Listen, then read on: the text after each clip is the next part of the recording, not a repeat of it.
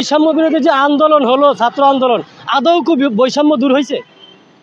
আমি তো দেখি প্রত্যেকটা সেক্টরে, প্রত্যেকটা ক্ষেত্রে এখনো সেই আগের থেকে আরো বেশি বৈষম্য চলছে। স্বাধীনতা পেয়েছি, দ্বিতীয় স্বাধীনতা, এটা বলা যাবে না। ন্যূনতম লজ্জাবোধ থাকলে এরকম কথা বলতে পারে না কোনো শিক্ষার্থী, বলতে পারে না যদি তার মৌলিক কোনো শিক্ষা থাকে। বাংলাদেশ আওয়ামী লীগ ঐতিহ্যবাহী সংগঠন, স্বাধীনতা সংগ্রামের আগের থেকে, ভাষা আন্দোলন থেকে এই আওয়ামী লীগ সংগঠন ঐতিহ্যবাহী সংগঠন।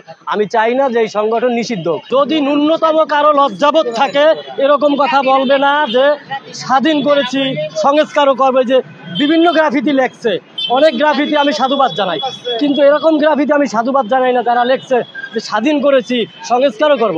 স্বাধীন একবারই হয়েছে। দেশ তো শুধু ছাত্রের না, শুধু ছাত্রেরাই দেশে বসবাস করে না, আমরাও বসবাস করি। বর্তমান সরকার এগুলো ম্যান্ডেট করতে পারতেছে না। আর উনি রাজনৈতিক কোনো ব্যক্তিত্ব না, ওনার দিয়ে সম্ভব না।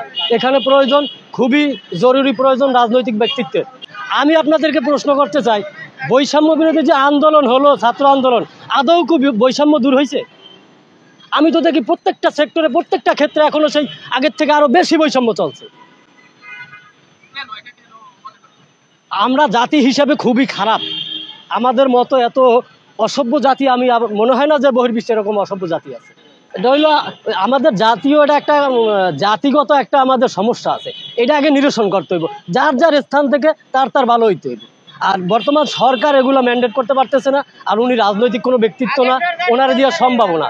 এখানে প্রয়োজন, খুবই জরুরি প্রয়োজন রাজনৈতিক ব্যক্তিত্বের। হ্যাঁ, অতি দ্রুত একটা নির্বাচনের দরকার। নির্বাচন দিলে একটা রাজনৈতিক দল ক্ষমতা আইসা এই দেশ সংস্কার বলেন, এই বিভিন্ন ধরনের কমিশন গঠন করে, এগুলো রাজনৈতিক ব্যক্তিরা করবে। এটা ওনার কোনো এখতিয়ার না। আমার মনে হয়, আমার ব্যক্তিগত এটাই মন্তব্য, যে আমার মনে হয় না যে উনি এগুলা করার মতো অধিকার রাখে।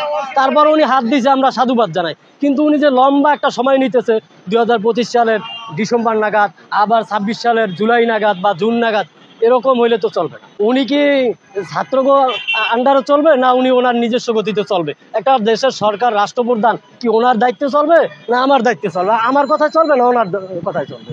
ওনার তো একটা চিন্তাধারা আছে, দেশ নিয়ে তো একটা ভাবার দরকার আছে, দেশের মানুষ নিয়ে ভাবার দরকার আছে। শুধু ছাত্রদের কথায় চললে তো হবে না। আপনারে আমারে সর্বক্ষেত্রে সবাইকে নিয়ে চলতে হবে। দেশ তো শুধু ছাত্রের না, শুধু ছাত্রেরাই দেশে বসবাস করে না, আমরাও বসবাস করি।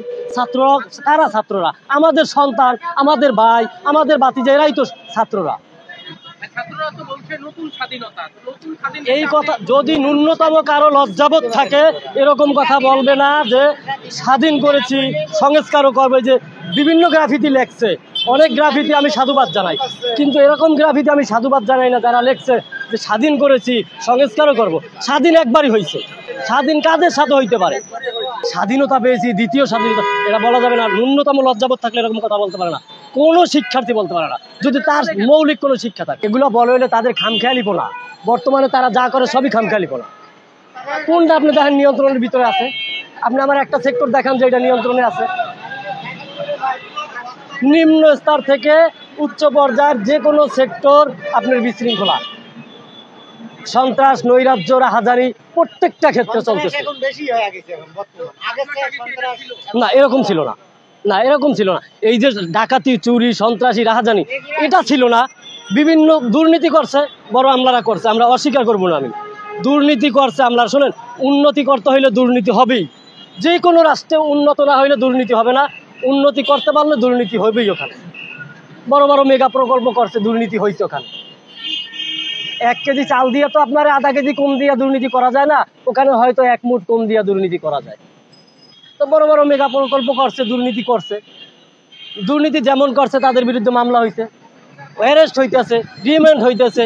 এই তো তাদের মামলাগুলো বিচারাধীন প্রক্রিয়া আছে, ট্রাইব্যুনাল গঠন করছে। না আমি ব্যক্তিগত যে আমার মন্তব্য হলো, বাংলাদেশ আওয়ামী লীগ ঐতিহ্যবাহী সংগঠন, স্বাধীনতা